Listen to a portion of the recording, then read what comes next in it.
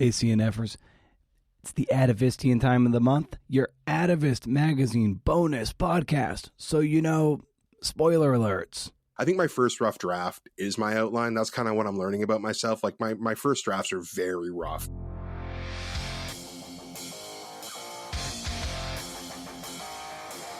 Oh, hey, CNFers, it's CNF Pod, that creative nonfiction podcast. Not that one, that one. The show where I speak to badass people about telling true stories. I'm Brendan O'Mara. How's it going? Here we go again. I hope you're not tired of nautical disaster stories. For episode 366, a couple weeks ago, we welcomed back David Grann for his book, The Wager. You know him. And now we have Tyler Hooper, whose piece, The Titanic of the Pacific, is this month's feature for the Atavist magazine. A tale of disaster, survival, and ghosts. You'll find that at magazine.atavist.com. Go ahead, go and subscribe to them. No, I don't get any kickback, so you know my recommendation is true. We just love them. Love. Tyler is at Ty Hooper on Twitter, and you can learn more about his work at tylerhooperw.com. He blogs over at medium.com/@TyHooper, but we'll hear more from him in a moment, okay? Just hang tight.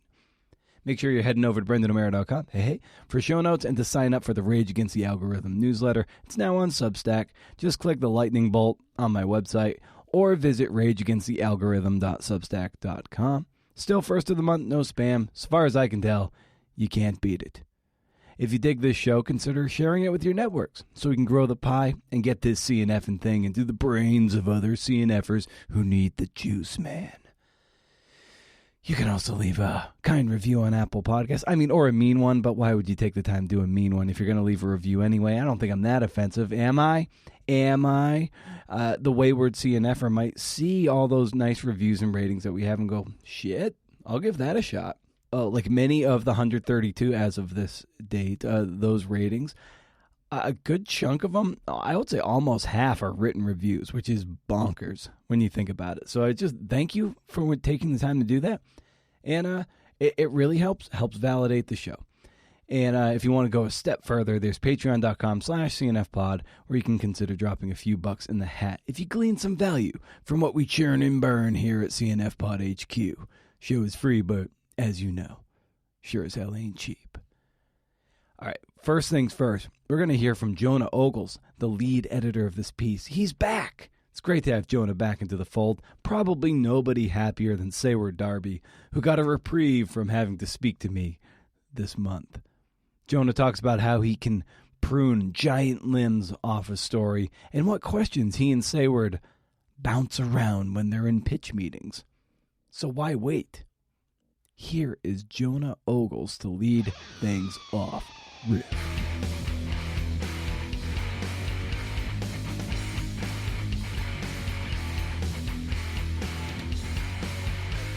Cassidy Randall had her piece on, the woman who sailed, tried to sail around the world essentially, and then, you had done Bill Donahue's piece where there was the kayak thing across the Bering Strait, and then there was Cassidy's piece, and now Tyler's got a shipwreck piece. It's like you just get these seafaring pieces. They seem to really resonate with you, I think. I know they clearly do. I clearly have like a boat weakness in pitches. Yeah. Maybe Sayward and I were talking about this, and I do think there's something sort of like there's like an inherent tension to the act of being at sea. You're just like at the whims of huge forces, and I think you have to be like a little bit of a risk taker naturally, to even like I'm not buying a boat to sail across anywhere. I don't want to sail across like the little inland lake here in town. No. Like the shore is just fine for me. So yeah, there's certainly a lot of them, and they've all been really good stories and really fun to work on. Yeah, there's something about a seafaring story that there's motion and it's the principal figures are in motion, and sometimes that can be really challenging to come across in narrative nonfiction storytelling, where the where your principal figures, even as you're telling the story omnisciently, is like they are in action, they are moving, and they are at odds with the elements. So it's there's a natural propulsion that I think that comes across with water stories. Yeah, totally. And I mean, one of the questions Sayward and I often ask of writers who are pitching stories is like, okay, where does the story end? Where does it go and how does it end? And you're right, a sailing trip has a natural start point at the very least. It is. It's expedition stories in general. This was always a gift at Outside. I felt like to deal in topics where there was natural movement, natural propulsion. To the narrative itself. So yeah, they're good ones to mind maybe for writers who are looking for stories. Although probably harder and harder to get them assigned at the Atavist the more of them we do. Right. But who knows? And maybe take us inside a pitch meeting between you and Sayward when you might have a pile of them and you're trying to make those critical decisions of which ones you're going to run with, because you've run 12 a year, so the real estate is finite, and you're making those decisions. Like what are those discussions like between the two of you? Yeah, I know. I've been. This is a great question, and I was trying to sort of explain some of this to a writer who was pitching recently, because he had a good idea. There's a story there. It's a good one. He has characters. He's done the reporting, but we didn't assign it, and so, and that's like, those are the conversations that are hardest for us to have, and probably hardest for like writers to hear about. But because there are some stories that come in and they're just home runs, like everything's there, and for whatever reason, like both Sayward and I are just like naturally interested in it, so like that happens sometimes, but more often we're dealing with like a story where maybe it has just one of those elements that we're looking for. So that's kind of the first. If an idea has some meat to it, that's the first thing we start talking about. Is, okay, what things are we looking for that it doesn't have? Do we have more questions about like source material and how rich it is, and how the material itself will help the writer build out these really vivid, rich scenes that we like to have in our stories? That's a pretty common one. Another one is about the beginning, middle, and end. Like, okay, I can see sort of the animating event that kicks everything off, but what does like Act 2 and Act 3 look like for this story? Or like, okay, there's a lot of good stuff happening in the story, but is there a particular character, we just don't feel attached to like an individual in the story, and how do we get attached to someone and have sort of a guide to get us through the piece? So we're kicking those types of questions around, and then going back to a writer and asking for more and seeing if we can sort of develop it.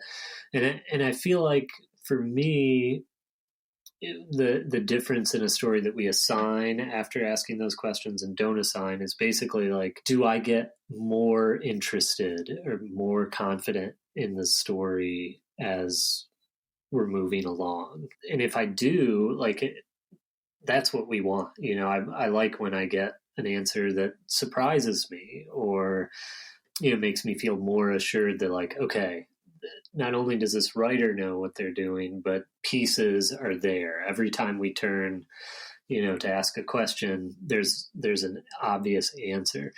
And then other times we just get less interested in the story as we ask questions, and that's sort of, I think that's the tough thing for writers to hear, because they're obviously very excited about it, and they have all this information at hand, so it's not as if they can't answer the questions, but sometimes as they answer them, I just think, oh, I'm just not surprised by this, like it's sort of moving in a direction that I could have predicted, and when we can only publish 12 stories a year, that can sometimes be enough to say like, no, we don't want to wade into this. And in what ways did Tyler's story, hear about the Valencia and the shipwreck and everything involved, increase your confidence in the story and his ability to pull it off? Yeah, well, it was a good pitch from the get-go, like narratively speaking, like the story has the goods, with Tyler, he knew so much about it. So that always makes us feel confident, because sometimes we'll reach out and we'll say, well, what does so-and-so say about this? And the writer will say, I don't know, I haven't talked to him, and like, that's sort of a red flag, or at least a yellow flag. And, with Tyler, he so clearly had done the research that he always had an answer. So that was certainly confidence inspiring.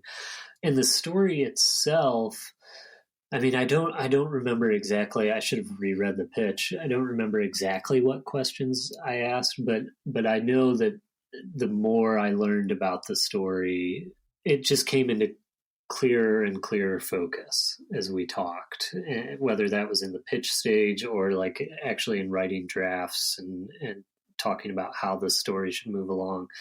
The characters were just there, and there was rich source material that Tyler both knew and was able to find in the first place. So it was one of those stories where it just really didn't hit many hiccups. It just sort of moved along pretty steadily.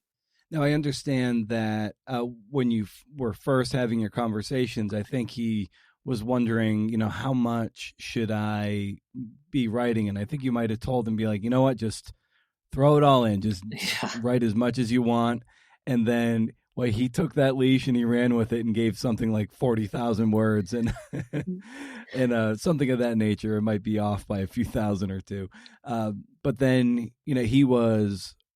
he loved how you essentially cut it in half, if not more. And he was like, oh, this is great. So when you read that giant chunk and started to not even whittle, like take off giant limbs to like essentially deforest the piece. How did you go about doing that? So you kept what made the story special for the Atavist without totally, I guess like, gutting, maiming the piece. Maiming. Yeah. Well, and I credit Tyler with being open to being edited in that way, because it's not every writer's preferred method of working, and sometimes it's depending on the writer. Sometimes it's not actually that helpful, for me to do that type of cutting.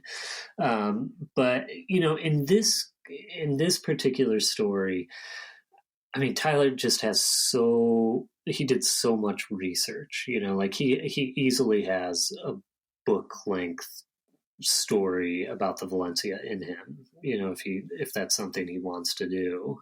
And so for me, really all I did was focus it on this particular incident in the Valencia's life and the characters that were on it. And so anything that didn't pertain to this one trip sort of just like went by the wayside, and I don't know if I'm unique in this, or I suspect not. I suspect there are editors who don't mind cutting, and there are editors who probably struggle with doing it. But I can be brutal, like I have no problem like just running in with a running chainsaw and just hacking a story to bits.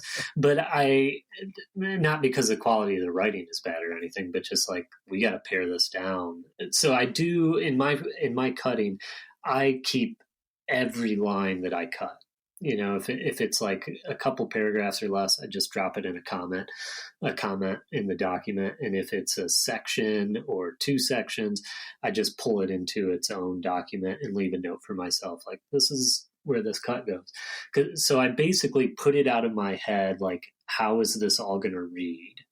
and I just empty the piece of words. I just remove words as fast as I can.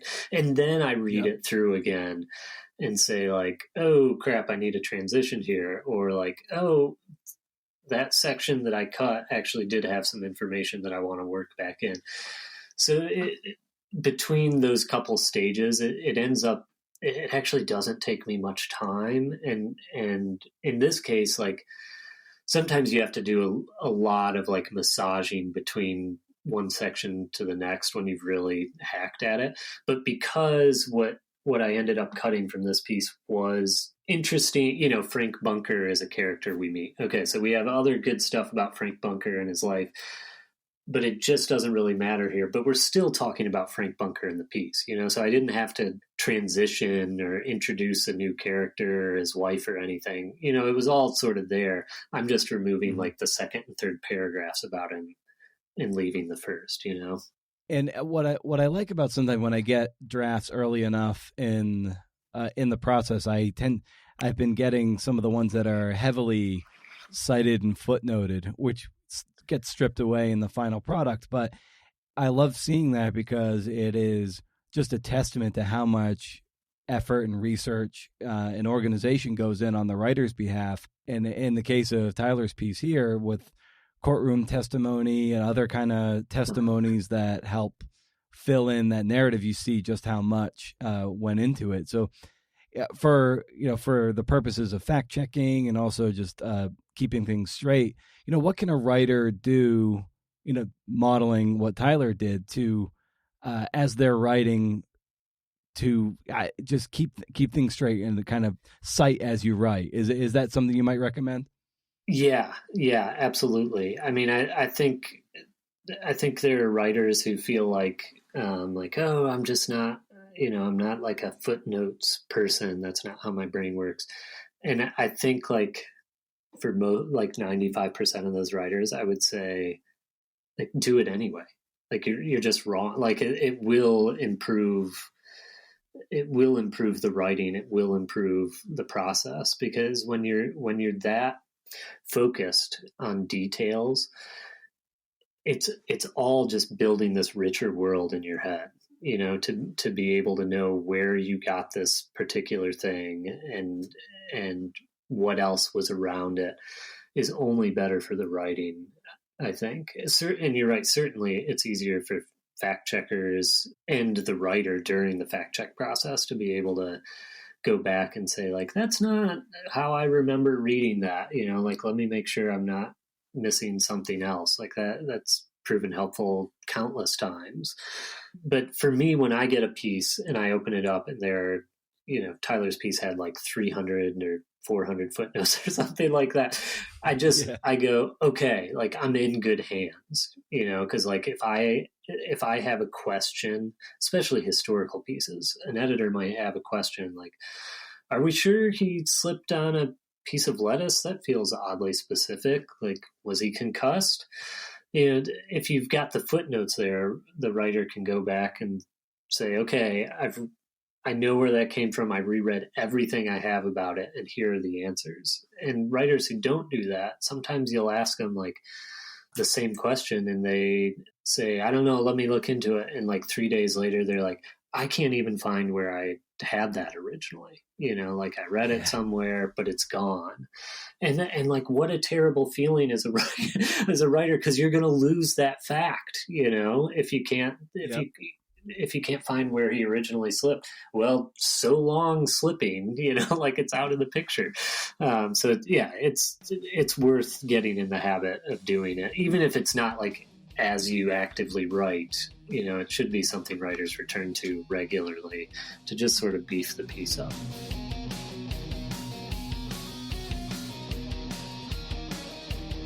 Awesome stuff as always. Love getting the editor side of the table. It's what's really unique and cool about these Atavistian pods.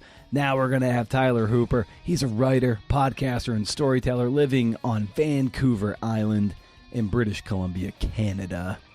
He has a master's degree in history, formal training as a journalist, and over at his Medium page, he wrote a little blog post about the process of writing this Titanic of the Pacific piece about the Valencia. what influenced him, some of his struggles. Go follow that, go read that. I'll link up to it in the show notes, of course. And as luck would have it, like I said, he talks about a lot of the stuff in that Medium post in this podcast, this one right here, right now, like right now. Now, I understand you've got a master's degree in history. So what's and this story has something is something of historical in nature. So what's the allure for you with going back in history and trying to troll out those kind of narratives? Yeah, that's definitely a huge draw for me when I'm looking for a story, is that like nerdiness of history to me, that, having that background. And I love doing research. So honestly, when I find something like this story that there's like thousands and thousands of pages of research, I think a lot of people might find that daunting, and I still definitely did and do, but there was definitely a allure to that alone, like just sifting through pages of the past and reconstructing people who used to be and did amazing things that aren't around to tell it anymore. Like that's something that I really, really enjoyed, especially about this story. And it really comes down to like, who doesn't like a good historical shipwreck story? I mean, they're everywhere. They're so interesting. And so to find this one that was like, I think a little bit lesser known, but like really really rich in details and like basically had a built-in narrative in a lot of ways. Like, yeah, it kind of felt like hitting the jackpot a little bit. So, and then that mixed obviously with like the historical context of the time, steamships and what's going on the West Coast. It just, I couldn't put it away. There was no way. What about the West Coast and the Pacific Ocean, makes it so harrowing and dangerous for the seafarer? It's a great question. It's really, really rugged. It's especially in the time of the Valencia in the early 20th century. There's hardly any life-saving devices. So if something goes wrong at sea, and there's lots that can go wrong, there's huge, especially in the winter, there's huge waves, really strong currents and tides, really horrible weather, and it's still to this day, like it rains, it's foggy, there's storms, particularly in the winter here in the Pacific Northwest, and so the wind, like anything can blow a ship off course and push it towards a reef or a rock or the shore. And, if you're looking for refuge, you're not really going to find it, especially, in 1906 when you're on a steamship. So there's not a lot of room for error, and it's really precarious. And I think that's why, the moniker Graveyard of the Pacific for that stretch of ocean, Pacific Ocean from like, roughly, I guess, like Oregon and up to northern Vancouver Island is like really apt, because there's been, hundreds and hundreds of lives lost to shipwrecks and just as many ships. So it really is a perilous part of the globe, and still is. I mean, obviously modern navigation equipment and that sort of thing has made it a lot safer, but I think it's just where it is. It's the geography, the topography. It's really perilous. Is that something that you do when you're reconstructing these things too, where you seek out the maps and then you get a real sort of top-down sense of what these people are dealing with? Oh yeah, absolutely. I found a few nautical maps that had depths and it's tough. There's not, in terms of the actual Valencia and its route, there's not a lot of primary sources that I could find of maps that like the crew would have been using necessarily, but it's pretty easy to piece together like how difficult it would be. And I mean, all you really have to do is look at all the shipwrecks before the Valencia that were like just horrific. Like I'm thinking off the top of my head, like the Pacific, and I think it's 1875 where a couple hundred lives are lost, just basically in a very similar area. And what makes that strait, that Juan de Fuca strait that you were talking about, so perilous then, especially, is that if you miss it, like you have to make a sharp right turn to get in there just past Cape Flattery, and if you don't get that, you're going right into the side of Vancouver Island, and it's going to be a rocky, horrible death, much like what happens with the Valencia. So, and back then, you're using very primitive ways of navigation, especially if you're lost, like things like Dead Reckoning and, charts and maps and things like that. And to some extent, probably a little bit of intuition. I think after a while, captains and masters would get used to doing that route and know when that turn is and know what to look for. Yeah, if you miss that, you're in a lot of trouble because you're heading into really rough water and you're heading into an area that is so sparse of people or civilization. Like even today, like the west coast of Vancouver Island is like, it's a wonder, but it's also really, really rugged. And so you don't want to miss that. You don't want to miss that turn. And unfortunately, in the Valencia's case, that's what happens. And it, as we know, it doesn't end well. So how did this story get on your radar? So, oh gosh, this is like a long time coming. So back in so I moved to the West Coast. I'm originally from Ontario, Canada. I moved to the West Coast back in 2013, did a journalism program after doing my Master of Arts in History. I heard about it in 2014, 2015. I don't remember it was like someone I was working with. They had I don't know if they had dove the wreck or had been near the wreck, but they mentioned it and it sounded really intriguing. And so I hopped online and right away, there have been things written about it. It's not like I'm the first person to do it. There's been lots of book chapters. There's been one local history book written about it. So there was a lot of secondary material at first to kind of sift through. And the more I read about it, the more I was kind of like, I feel like there's more here. Like it was just kind of like an instinct. I was like, I don't feel like the whole story has been told. And so, yeah, and I just started, with local archives here in Victoria and on Vancouver Island. And then that turned into going to Seattle and finding the testimony, the physical testimony. And it's 1,200 pages and going through every page and photographing it and just starting to pull a wide net of primary material and secondary material. And I ended up with thousands and thousands and thousands of pages. And so, yeah, it was a several year long journey. It was, I think it took until 2018, 19 when I seriously started to consider doing something with it. And that time previous from when I found out about it in 2014 or 15, it was just researching and just pulling stuff together and making notes and trying to figure out how to tell this story. Cause I'd never had dug into something of this magnitude. It was totally new and overwhelming to me. So, but yeah, going back to how I found out about it, it was just like a whim, one of those things in your gut tells you there's more here. And I gotta dig into this. You mentioned a second ago about it being somewhat overwhelming. So how did you start to get your head around the Titanic, nautical pun, I guess, amount of information that you were dealing with so that you could start to see the story start to emerge from all those documents?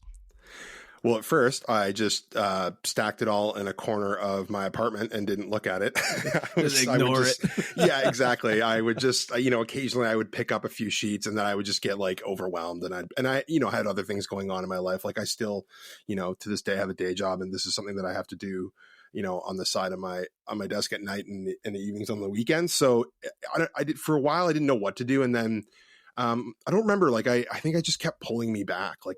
There was just this energy. And then I'd see that pile and the testimony, especially sitting there. And I think going to Seattle, honestly, and actually being in the National Archives there and picking up the testimony and having done that trip and, taken the time 2 days to photograph all the pages and then come back and print them all. That's when I was hey, this is some sort of commitment.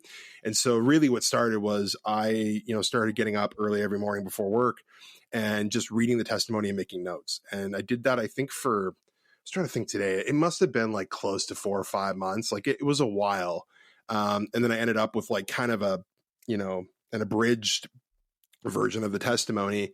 And that was kind of the first step. I think once I went through that and I found stuff that I hadn't seen published elsewhere, I was like, okay, there's something to build off of here. And this is going to be the key to it, key to not just telling the story, but telling it the way I want to tell it. Cause I wasn't going to write a history book. I didn't want to do that. It had to be a narrative. I wanted to do nonfiction narrative. It had to have creative and literary elements or I wasn't going to do it. That was just something that I was otherwise I'm just going to leave this alone because someone else has kind of already done it. So really it was getting that testimony and then realizing how rich it was and then going online and, going through the newspapers and seeing all the little details about the people involved and the characters and what happened to them and what their lives were like before. And that's when I was like, okay, I think I have enough here to do something with it.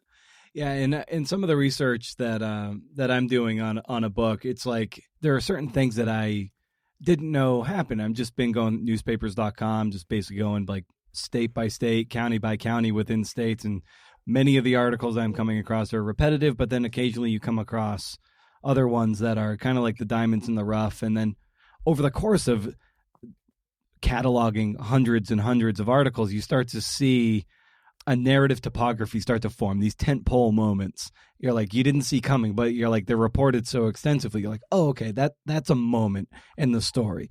And for you, like when you were approaching this, what were some of those moments that might have emerged through your research as like a tentpole moment that might have surprised you? You're like, oh wow, that's great, that's the juice right there.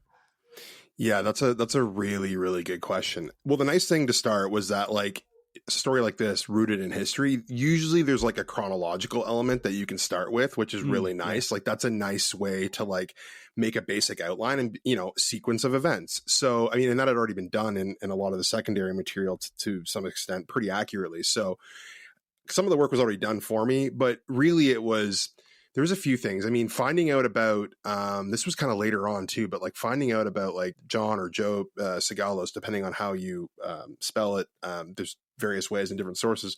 One of the Greek crew on board, just finding out about what happened to him after the wreck and how like, you know, he had been awarded all these things for bravery and, you know, trying to swim to shore, and then how his life, like, you know, basically became destitute and he ended up dying poor and alone. And it was like little things like that I was like, oh wow, like this reads out of like a Dickens novel or something. Like it's just so almost unbelievable. And then of course, like the character Frank Bunker, who was, you know, a real person, just like him alone, there's something so alluring about him. I don't know what it is. Like, I just think he's such a fascinating person. And so when I started to dig into his life and find out about like his life leading up to getting on the Valencia and reading about like his wife, like I found the clipping of the day him and his wife got married and then knowing that she doesn't make it. And I just became so emotionally attached to some of the characters that finding out that new information was like, gave me kind of not so much tent poles of the plot, but tent poles for characters that I was like, they'll be really strong in the story and it'll resonate with people beyond it being, you know, obviously a survival disaster narrative. And so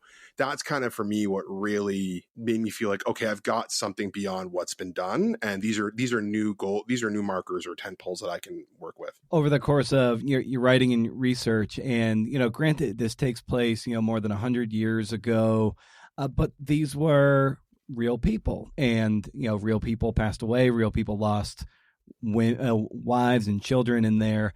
Do you ever come across, and I know this is the case with me, and so like you start thinking like, oh, you almost have to think about like, oh, I gotta like honor these people in a sense because they were real, they're not just figments of my imagination, and I have to like handle those stories even though it took place a century ago, but you still need to handle it delicately. Absolutely. I mean, there's definitely less pressure than when you're writing about people who are still very much alive. Yeah. You know, that was actually one of the reasons I, you know, as both a journalist and I'm not going to say historian, but like someone who, you know, understands the mechanics of history and how to kind of write about it a little bit.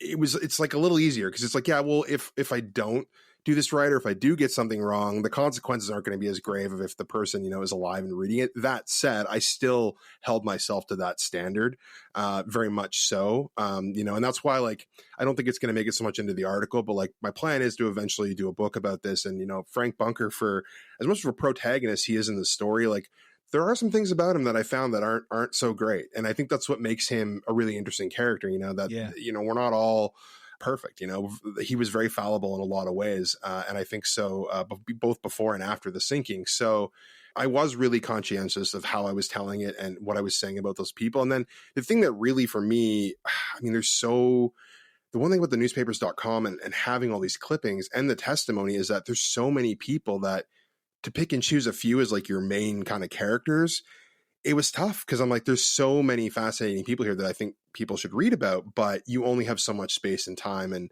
so I'm hoping, again, like if I can make this into a book project one day, I can incorporate as much as possible because there are so many people that did amazing things and some of them survived, some of them didn't, that, yeah, I think the public should know about it and know about those feats. And it was I think a seminal moment in West Coast maritime history as well. There's a great amount of of tension in the story too. And when I talked to David Gran about The Wager a few weeks ago, there are like moments of testimony and logs and stuff where certain characters make it, they survive, and yet he's still able to cultivate a great amount of tension.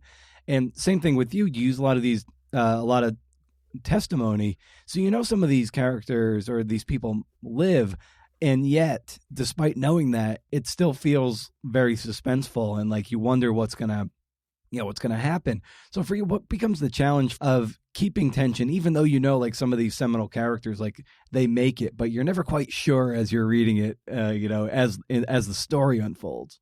The initial draft I sent him, that was something that I struggled with. I mean, he told me, when this got accepted, and I was over the moon, and then we had our preliminary chat. He's like, just write write, as many words as you want. Like, he's like, try and keep it around 20,000, but like, just write, he's like, it's easier to trim back and, keep the story tighter than it is to expand on it. I think like the draft I gave him was like 38,000 words. Like it was huge. It was basically a nonfiction novella. Like it was 50 pages. And so, and it was funny because for me, when I, and I'm going to get to your question, I'm just trying to get some context, was that like, when I found out that Jonah was interested in stuff, I was like, well, I'm just going to give them everything that I have because I've put so much into this.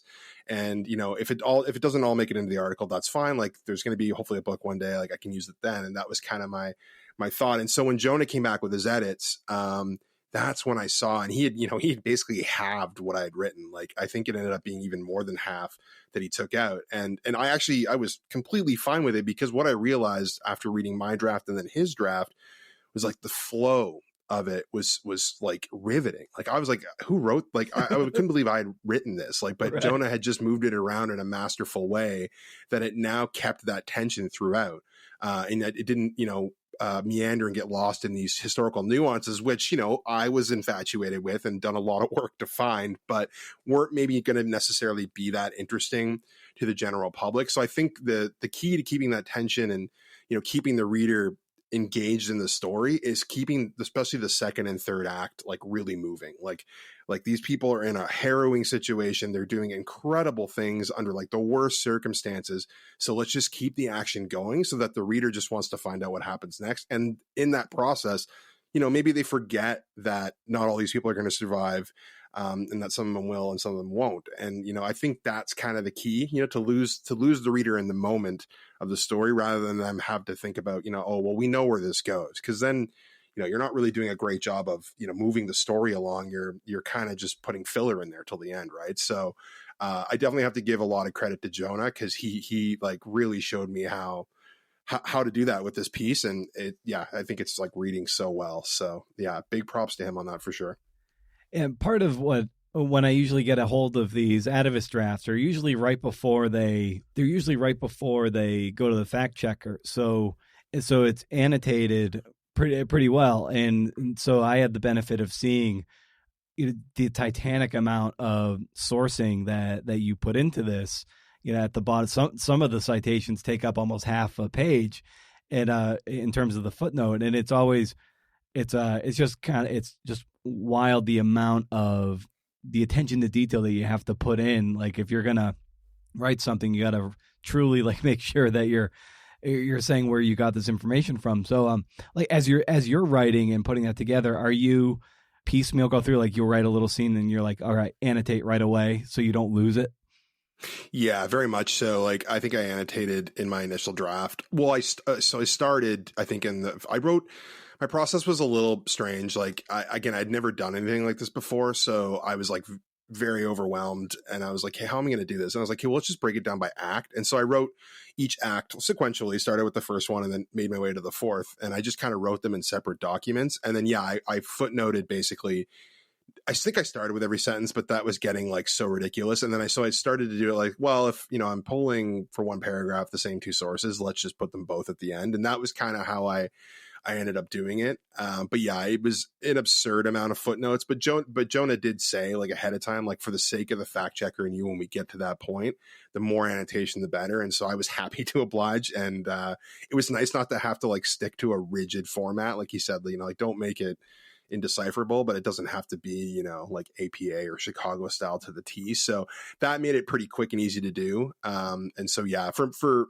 in terms of keeping track of where I got things from, I did it as much as I could, because otherwise, like, it still happened. Like, we're, during the fact checking process, I'm still like late last night, I was like, where did I get this from? And couldn't find it. And then it took me, an hour and a half, and I was like, there it is, So as much as I tried, I still, I guess, missed some gaps and missed some sources or some areas. But, I just went when I'm in doubt, just cite it again. Like, why not? Right.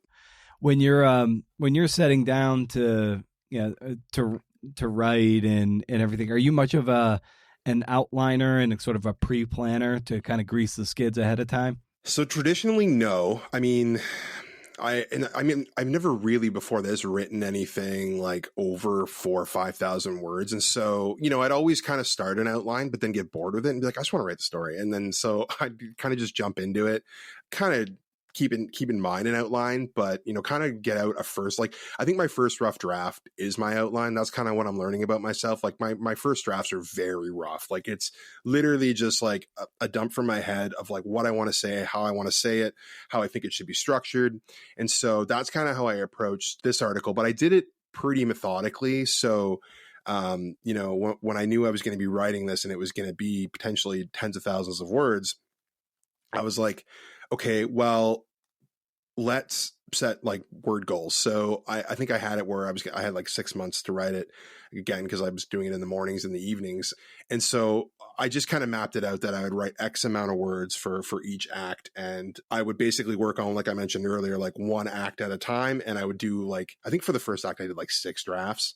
And that was crazy. It did not need to be 6 drafts, but I really just like spent the first 3 just like trying to even figure out how to start the story. Like, I did like 3 different versions, and I was like, hey, what works? Like, I even did a prologue, which was so silly looking back, because I was like, this is an article. Like, why would you put a 700 word prologue? But I was just trying to figure out like what was going to get me into it. And then once I kind of, by the 4th or 5th draft of that first act, I was like, okay, I see how this is going to work. And so that kind of became the process. And then, to be honest, like the second and third act were like really much easier to write, because that's when the action and like the crux of the narrative is really taking off. And so I was getting really into it and having a lot of fun writing it. But that first one was really tough. I mean, I was also really overwhelmed and nervous. Like, I was like, I don't even know if I can do this. Like, I was like, now I've pitched it and I've sold it, but I'm like, how am I going to pull this off? And so, like I said, that's why I stuck to like a really disciplined, methodical approach of like getting up early every morning with a plan of like, hey, what am I writing today? And then that evening, if I wasn't doing any more writing, it's like, hey, what are we doing tomorrow morning? And just trying not to think about anything else, like just taking it day by day until I had 1,000 words, 2,000 words. And then when I would get to the end of an act, I would kind of go back and, well, I would actually leave it for a while and start the next one. And then at some point I would go back to that one, and usually, having now been away from it for a while, give it a read and then give it another edit. And that kind of process carried through for all 4 acts. And I had a schedule, and I ended up luckily staying ahead of schedule for the most part. Like, I never felt like I was too far behind. So that was good. And once I kind of knew that, it took some of the pressure off, because I was like, okay, I'm going to get this done in time. It's just a matter of do it right. And, don't rush. Like, you've got the time. So that was kind of my I call it like an orderly, chaotic process, because that's kind of how I operate.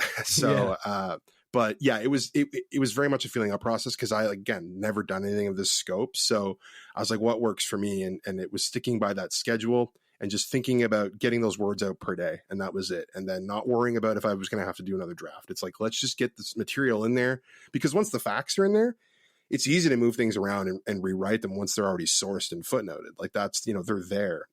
It's the getting that historical information from the material into the actual draft that is like kind of like pulling, you got to pull the weeds, like what needs to go in here, what doesn't. So that was kind of the most excruciating part of each act, was kind of that first one where it's like, hey, well, what are the sources and what are the actual facts we need in here, and then how do we spin that into a narrative? Was there a particular moment, be it over the course of your research or over the course of your writing, where you started to feel like that anxiety start to dip a bit, as you were sort of synthesizing this?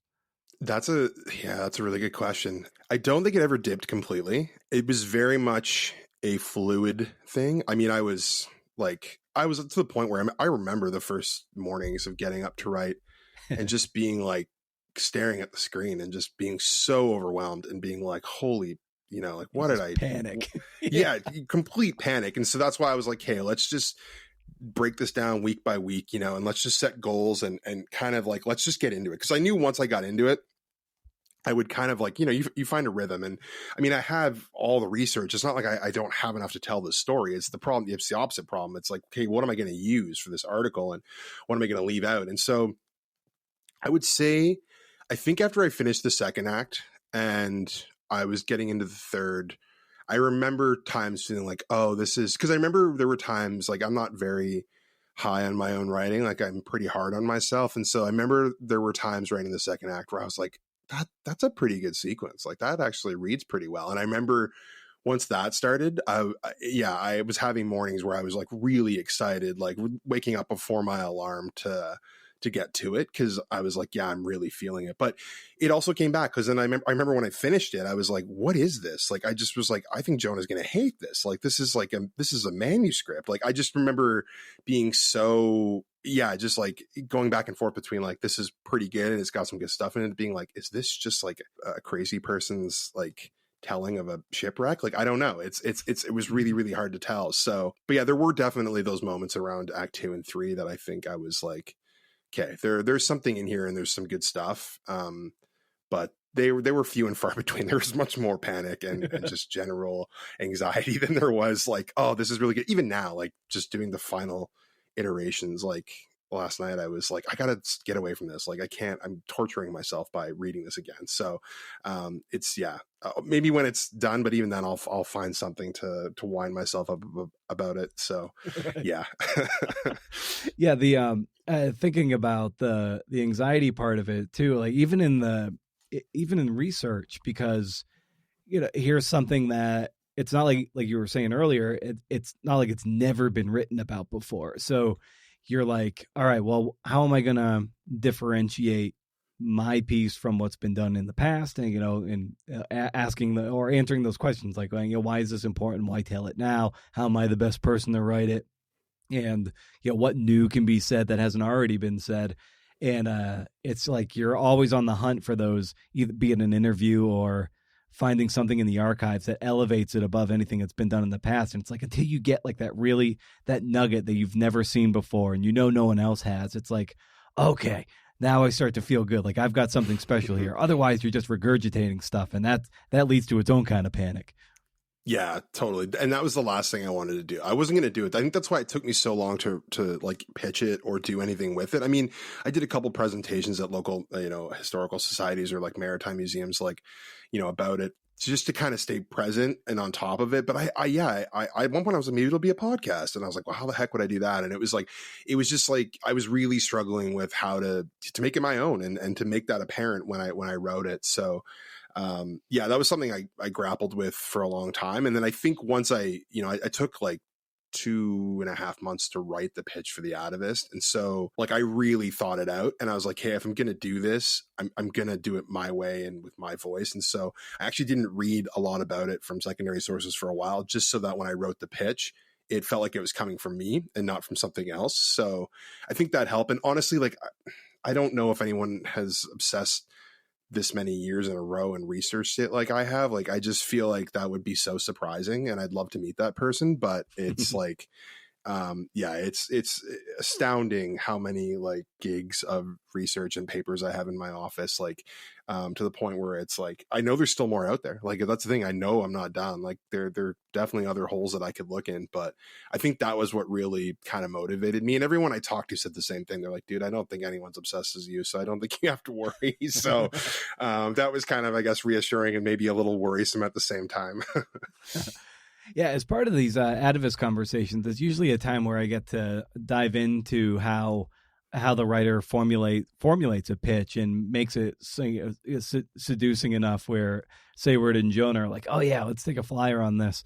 And you said it took you 2.5 months to really turn the screws on it. So what was the unique challenges to you as you were looking to really hone a solid pitch that they would say yes to? Yeah, I mean, there were a few. I mean, one was like brevity. Like, I just feel like the best pitches I've ever written have been short and sweet and to the point. And the problem with this story is that like there's so much to tell. And I knew like, so when I was, it was like, I think it was during the pandemic. Yeah, it was in 2020 when I decided like, hey, I'm gonna pitch this thing. And I think I took most of the year to kind of like mull it over. And then 2021 was when I was like, okay, I'm gonna do this. And I did it later in the year. And I made a list of publications. And I remember looking at that initial list and being like, none of these publications do features over 4,000 words. And I'm like, I'm not doing that. Like, I'm not going to do a retelling of the story that some other people have done in 4,000 words. Like, if I'm going to do this, I'm going to dig into it and really tell it. And I'd actually written a really shoddy book proposal for this during the pandemic. And I kind of came out of that. I think that's what I did in 2020. And I kind of realized like, oh, I'm not there yet. Like I don't know what this looks like enough for a book. So then I was like, well, let's do an article. And so after I made that short list and realized, well, I'm going to need a publication that, you know, can do more than the traditional 4,000, 5,000, 6,000 words. Even I was already a huge fan of The Atavist. And so I made a new list and they were at the very top. And then I had a couple other publications after it. And I went, you know, I'll just start with number one, you know, shoot high and then work your way down. And so the pitch itself was easy to write because I knew what parts of the story would be interesting, especially in the Atavist case, having read a bunch of their stories already.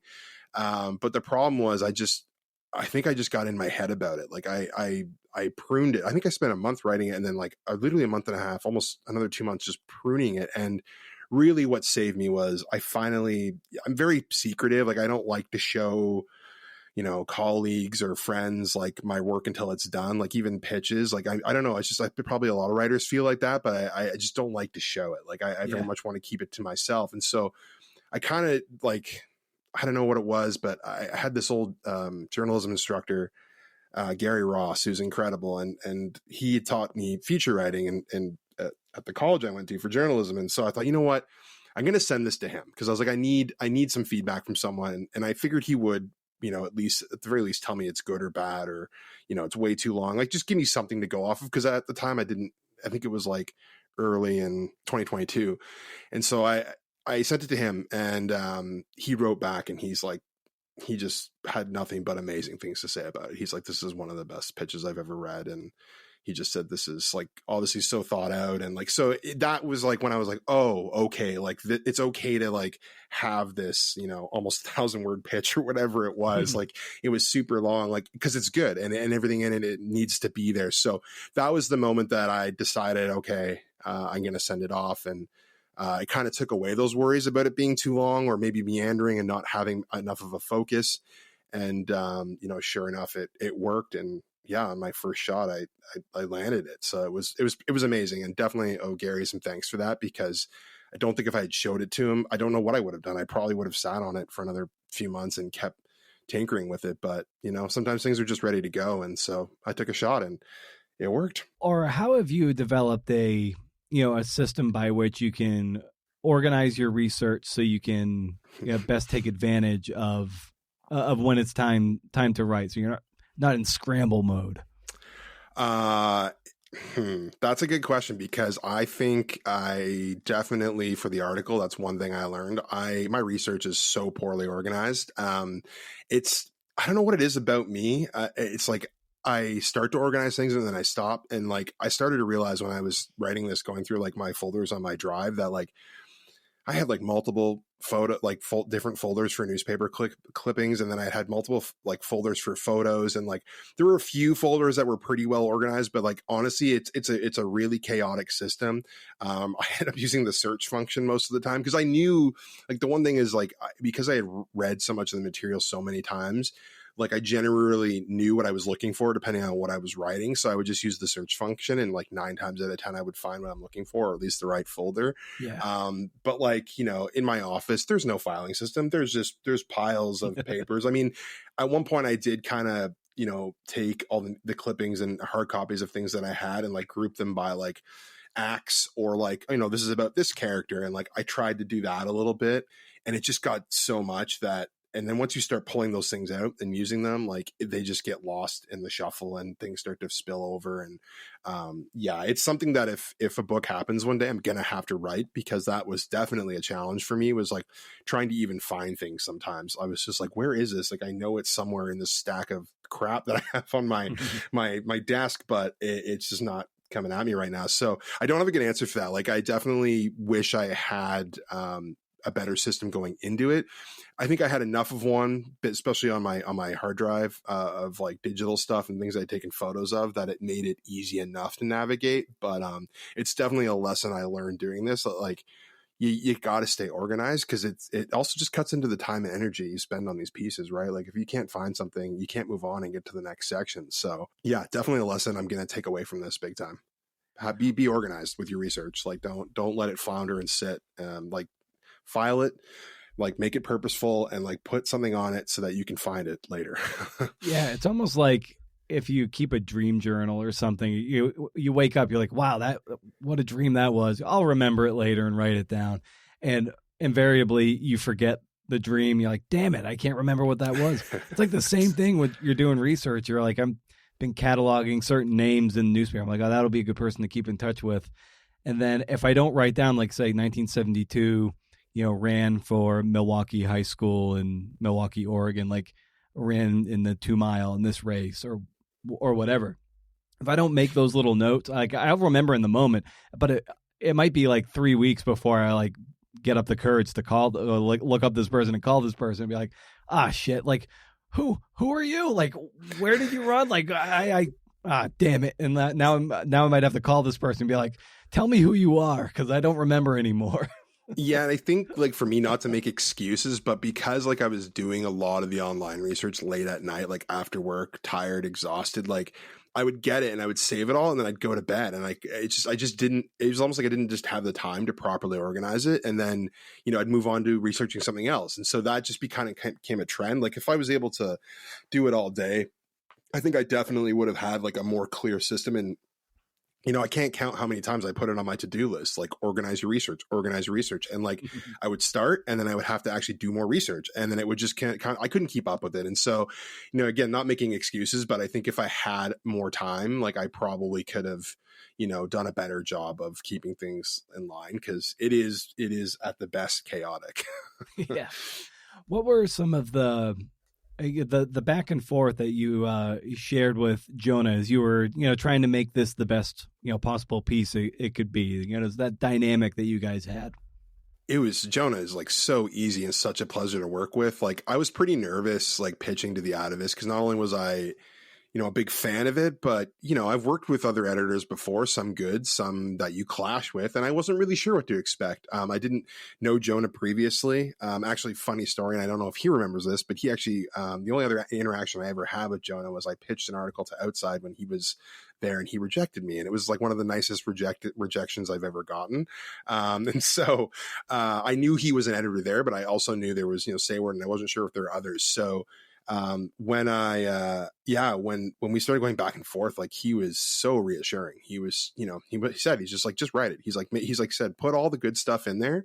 And he's like, we'll figure out through the editing process, like, what's the meat, what's the fat, what's the meat for this piece, and how do we find that? And so even when he came back with, slashing more than half of my original draft, like, he was so nice, as don't take this, like, as a bad thing. He's like, it's just, we need to keep this tighter. This is like the Hollywoodized version of this story. That's what we want to do. And I was like, yeah, absolutely. And so it's been great. I mean, we're still, going back and forth. And I mean, I guess, there's little things that I'm fighting for, like little things that I want to keep in, and, but he's just so nice and understanding. And, even if he decides he's not keeping something, like, usually his reason for it is much better than why I want to keep it. So I just, acquiesce, because, yeah, he's just been such a pleasure to work with. I mean, the dynamic has been easy, and I don't know how else to describe it. Like, it's just been a pleasure. Like, I'm pleasantly surprised, and honestly, he's taught me a lot about how just editing my own stuff, like how to trim back and how to scale back, because I tend to just go, and starting to see that, like, yeah, you gotta get to the point sometimes. You can't include every cool historical fact you find. Yeah. And given that prior to this, a lot of your experience with longer features was in that sort of mid thousands range of 4 or 5,000. And then, this one draft I have is around 11, 12,000 ish. And like you said, it was 3 times as long before. So as you were looking to really stretch your legs in terms of the endurance of writing a longer story, what were some unique challenges that you faced as you started to stretch beyond what was your previous comfort zone? The challenges of going long, I mean, that's the one thing, and I think this is credit to Jonah, like, because he told me to go for it. He just said, he said, like, I've had writers hand in 60,000 words. He's like, he didn't really seem that concerned about it. It honestly wasn't a huge anxiety for me. Like, it kind of became one a little bit, I think, as the piece kind of was morphing, and I was thinking in my head, 20,000 words for the first draft sounds good. And even if we go with 15 or less, like, that's great. And then once I got over the 25,000 marker and I was like, I'm not kind of close to finishing this, I was like, I started to get worried. But honestly, because there's so much research and there's like, I'd found so much about this, it was a challenge of like, what don't I include? Like, what is going to put Jonah to sleep? And I'm sure I still put in lots that made him just like go, what, like, why is this paragraph in here about, the steamship evolution in the, 20th and 19th century? But there was just, that's what the challenge really was for me. It's like, what do I include? And honestly, like, I cut a lot of things from that huge draft. And that's what's reassuring to me in the long term, that this could be a book or a bigger project, because there is still lots left to tell. And I think Jonah has kind of said the same thing to me. Like, this is actually good, because now you have, a lot already written and we're only using like you said, a third of it. So, yeah, I didn't really have that. That wasn't an anxiety. That was like the only thing that didn't make me anxious was how long it was going to be. It was more just getting everything in there and not missing something really cool and unique that I had found. Like, that was kind of the thing. It's like, and even now, like when I'm reading it, I mean, some stuff got cut, but, yeah, that's just the way it is. But I was lucky. Like I said, if someone had told me, hey, you got 10,000 words, that would have been a whole different story. Like, complete panic mode on top of panic. Like, that would have been really, really difficult to do as a first draft. So very lucky that I was able to just kind of go. And then, we obviously pared it back quite a bit. Yeah, given this story took place early 1900s, world building becomes pretty important to kind of transport us somewhere. Where did world building in the idea of like really sculpting the time period, where did that fall on like a list of priorities for you as you were synthesizing this piece? Yeah, it was a big priority. Like, I really wanted this to be immersive. And so with history, you have to make the period, like, you have to make the reader feel like they're there. And I mean, the master of that, in my opinion, is Erik Larson. Like, every book that he's written that I've read, you feel like you're there. And, you can, it's like the senses, you can feel, you can smell, you can see things. Like, that's kind of what I really tried to do. And luckily there's a lot of photos out there. So like, photos was huge. Like, looking at photos and getting a sense of, what a place would have looked like then or around then, was really, really helpful. It was massive. And then, too, like, I got to hike half the West Coast Trail was part of this, and see, kind of like, obviously it's a modern hiking trail now, but I got to see the path and the geography of like, not only where the ship sank, but like where the bunker party and those people like would have, been trekking on shore. And so that alone like was really, really helpful in understanding, what these people would have went through, and trying to, again, take the reader there, and knowing how cold the water is here in the winter, and all those sorts of things. I mean, I could have done more of it. I really would have loved to have taken a boat on the whole, the whole journey, but that just wasn't feasible. So yeah, I mean, it was something I was very, very conscious of, because I knew, I was like, that's only going to add to the immersiveness.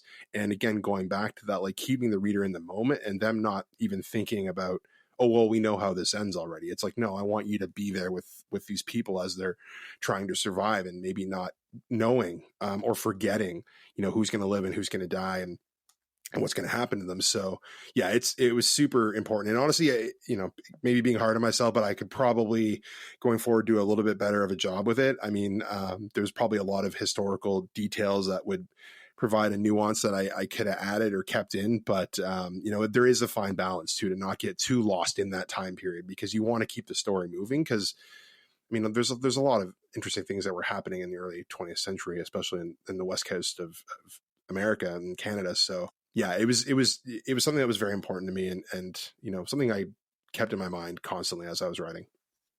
Yeah, and nowadays, especially post-pandemic times, I think it might be challenging to actually get face to face with people, or in the case with you, like actually go out and hike the landscape and actually immerse yourself where these people were, and then try to get into that headspace as much as possible. So like just as a skill to do more boots on the ground, like how important was it for you to really get there to get on the scene? Yeah, it was really important. And and there's like, I think the big part for me is I really wanted to get to where the sinking happened, because everything else, like, I went to Seattle and I didn't make it to San Francisco, maybe for the book, but I didn't make it to San Francisco. But I trolled their archives online and spoke to the people in San Francisco and got all the info from them and lots of photographs. And so I was able to piece together that part pretty good, like the early journey, just from photographs and online information. But I really thought, like, for the sinking and the survival aspect, I need to get out there. And so that was, what I did. I did it actually, it was in September of last year we did it. So it was like close to when I was finishing the draft, which was, it was a good time to go because I needed a little bit of a break from the writing. And it was crazy because even to this day, the West Coast Trail is like a super challenging hike. And like my partner and I are not, we're not the most outdoorsy types of people. Like we do day hikes and stuff, but this was the first time we did like a multi-night, bring all your stuff, no cell phone service kind of hike. And so it was super daunting. And I remember every time I felt nervous, I was like, well, could you imagine being shipwrecked in 1906 with none of the modern amenities you have in your backpack right now? Like, you're fine. You're going to be okay. Like, I have an emergency device if I break my ankle and need to get evacuated off the trail. Like, none of these people had that. And none of them were planning to go on a hike or to survive in the woods. They were, thinking they were going to wake up in their staterooms and be in Victoria or Seattle. So that was like, it was really good to have that experience and to kind of see what they went through. Because honestly, it's incredible. Like, the terrain out there is unlike anything I've ever seen. And even on parts of the trail that are maintained to this day are super rough and rugged and dangerous.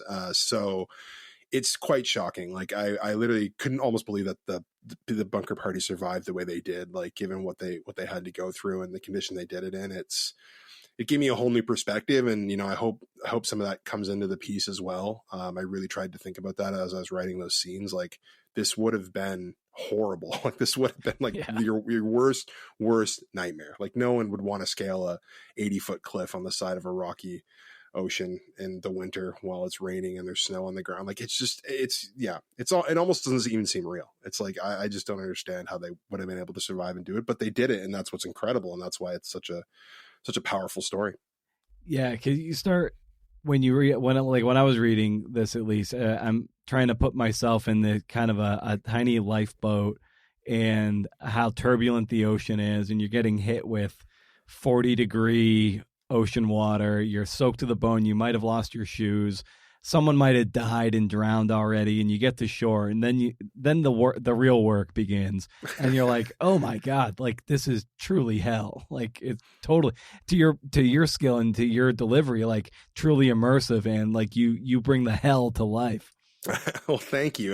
And too, like losing, like, Bunker and Campbell both lose their family, like in the lifeboat. So when they get to shore, they're moments earlier, they're with their kids and their wives, and then the boats flip and they're gone forever. Like, it's just, and then for them to just band together with, 8 or 9 other guys and to be like, we're going to survive together. And for Bunker, he becomes the leader, and it's shows like just kind of what kind of person he was. He took charge despite having this horrible personal tragedy just happen. And I don't know if it was shock, adrenaline, a little bit of both, like not having a choice in that situation, but it's incredible what the human spirit can do. Like when it's put under like extreme and horrible circumstances, like some people really do prevail while others don't. And so thank you for saying that, because I think it is hell. Like, I think what they went through was absolute hell. I couldn't imagine a worse scenario. It's amazing. Very nice. Well, Tyler, as I bring these conversations down for a landing, as you know, I like to ask the guest for a recommendation for some kind for the listeners out there, and it can be just anything that's exciting you these days that you want to share. So I'd extend that to you. What might you recommend for the listeners out there? This was the hardest question to prep for, by the way, because I was like, what do you recommend? So my crazy brain decided, I was like, hey, you know, we're talking about shipwrecks. There's a lot of your listeners, I'm assuming, who are writers and readers and love narrative nonfiction. So I was like, I'm going to recommend a couple of nautical disaster narrative nonfiction books, because I was like, I think it's on cue, and they are really great books. And I want to preface this by saying neither of these authors needs me to do this. They're complete bestsellers and they're incredible books, but they also kind of tie into the piece a little bit and acted as like some inspirations. So the first rec is a book called Madhouse at the End of the Earth by Julian Sancton. And it's about I won't give a whole synopsis, but basically it's like a ship called the Belgica, a Belgium ship that in 1897, an aristocrat wants to go and be the first to reach the magnetic South Pole, but the whole crew ends up getting trapped in the ice down there. And it's this horrific, maddening story of what happens to these men while they're stuck for a prolonged period of time. And, I think a lot of us have read Shackleton's Endurance, and I've read that as well. And honestly, like, to me, this caps it. Like, it's the writing is riveting. The story is incredible. And it literally is like one of the most horrific accounts of a shipwreck that I've ever read. And the fact that it's so well researched and written as well just makes it incredible. And it was the book I actually read right before I started writing the piece. I was going on a trip. It actually just happened so that after I sold the pitch to Atavist, before I was going to start writing, I was going on a trip. And so I don't know about you, but I have to bring a small library with me to have choices of books to read from while I'm relaxing. And so I was walking through the bookstore, and the title and the cover just drew me in. And I was like, oh, this is perfect. And I read it, finished it on vacation. And it was probably the best book to read before jumping into my own nautical disaster narrative. So that's my first rec. And then my other rec is, and again, this is probably so well known, but Dead Wake by Erik Larson, The Sinking of Lusitania. It is probably one of my favorite books. It is certainly my favorite nautical disaster book. When I wrote this, I was like trying to be Erik Larson in scenes. I was like, how do I get these details? How do I find out what this person did? And I kept it on my desk and on my nightstand throughout the entire process. And whenever I was feeling demoralized or stuck, or inspired, I'd pick it up and just read passages, sometimes to be inspired, sometimes to be demoralized even more, because I'm like, I'm never going to be able to tell history like this. But so those are my two recs, and I thought it would tie in nicely and cap this episode off. So if anyone out there is looking for a really good nautical disaster, check out either of those books for sure. Well, I think that's great in a sense. I love talking about how books can be like a mentor text as you're synthesizing like your main thing. Like, I imagine musicians going into the studio, if they feel stuck, they'll go and pull down like a Judas Priest or Black Sabbath out and be like, all right, I'm going to get that riff and that backbeat into my bones, and then go back to composing music or noodling around. And same thing can be true with books. If you're writing a long article or something, pull down Best American Sports Writing or something, and like Glenn Stout says, like, shotgun some leads. Like, how are these guys, how are they getting into it? And or you just mainline some of these passages like you did with Dead Wake. Like, I think that's so important. Like, the answers are kind of there, and you can pull that down for inspiration, not for plagiarism, but for inspiration. Yeah, totally. And that's the thing. Like, that's why it's, you go to them when you need them, but again, it's more for inspiration. And you've mentioned The Wager twice, which it's funny. I actually really want to read that book, and I just looked up, my local bookstore is sold out of it already, so I'm going to have to wait. But I was thinking, I'm like, I'm going to save that book for right before I start to rewrite the book proposal. So I'm like, that'll be a perfect book to read and then to get into doing my own proposal. And so, to me, it's always an inspiration. I don't get any greater. It's got to be from, other authors. That's mostly where it comes from. And so, I could wreck a whole bunch of books and shows. Shows are great too, but, I thought in this case, books would be more appropriate. So, I'm jealous you've read The Wager though. I can't wait to read it. It's a good one. And it's pretty lean too. I was super impressed by just how tight it is. It doesn't read too thin, but it doesn't read very long either. It's, it's really tight.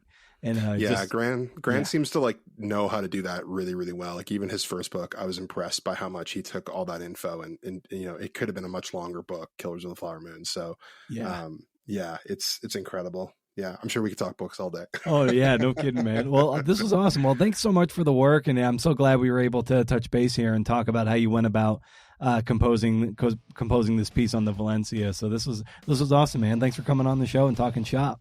Oh, it was an honor. So thank you so much for having me, Brendan. I really appreciate it. Oh, did we do it? Did we do it again? Did we make it to the end? Thanks for listening, CNFers. Thanks to Jonah. Thanks to Tyler. Great stuff.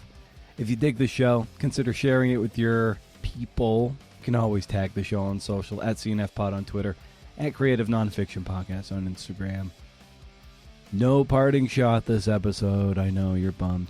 But there will be one come Friday when I speak to cartoonist and illustrator Akeem S. Roberts, the mastermind behind the cartoon that won me the New Yorker caption contest. Caption contest.